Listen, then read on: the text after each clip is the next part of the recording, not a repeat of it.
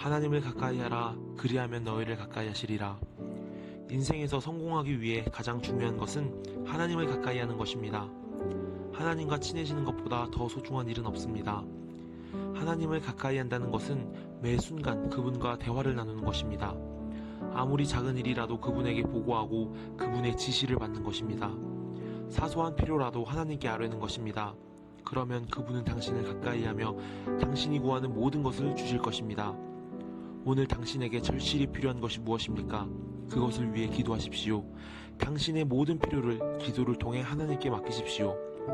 당신뿐만 아니라 당신의 친구, 일가 친척들이 모든 필요를 하나님께 올려드리십시오. 다른 사람들에겐 당신의 필요를 말하지 마십시오. 단지 기도 가운데 하나님께만 당신이 필요를 아뢰십시오. 너무 단순한 행동이지요. 그러나 필요를 하나님께 아뢰는 그 단순한 행동이 기적을 일으킵니다. 이 단순한 행동을 통해 알게 되는 것이 무엇입니까? 당신을 돕기 원하시는 하나님의 열망입니다. 하나님은 친밀한 관계인 당신을 돕기 원하십니다. 그것은 너무나 자연스러운 것입니다. 가까운 사람의 필요를 채워주려는 소망은 본능과도 같습니다. 어쩌면 단순하게 간구한 당신의 기도는 즉각 응답되지 않을 수 있습니다. 그런 순간에도 절대 낙담하지 마십시오.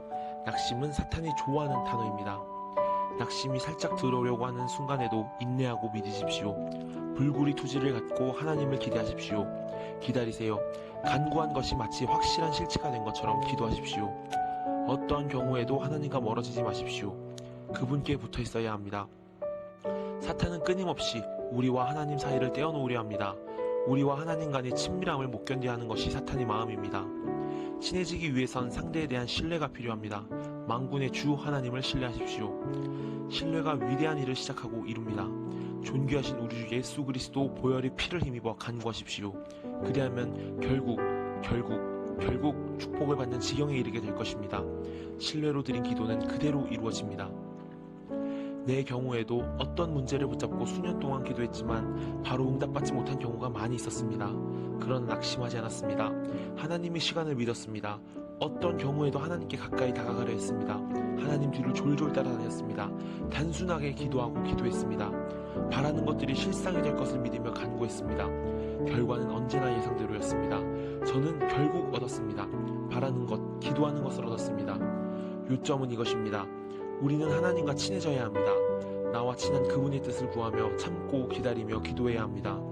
그 기도로 인해 하나님이 영광 받으실 것을 믿으면서 말입니다. 그럴 때 그 간구, 바라는 것은 실제의 것, 실상이 됩니다. 기도할 때 우리는 주 예수 그리스도의 이름으로 기도해야 합니다. 이것은 어떤 의미입니까? 오직 존귀하신 주님만이 우리 기도의 근거요, 기초가 된다는 사실을 인정한다는 것입니다. 아버지 하나님은 독생자 아들의 이름으로 기도한 것이라면 무엇이든 우리에게 기꺼이 주시는 분입니다.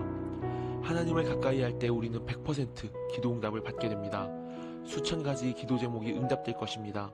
기도응답이 초자연적인 현상이 아니라 지극히 자연적 현상이 될 것입니다. 응답을 받을 때마다 우리 영혼은 새롭게 됩니다. 오늘 그분과 친하게 지내십시오. 하늘에 계신 아버지 하나님, 온 마음과 정성을 다해 당신을 찾기 원합니다.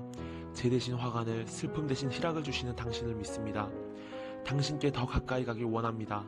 이 시간 독생자 주 예수 그리스도 이름을 힘입어 간구합니다.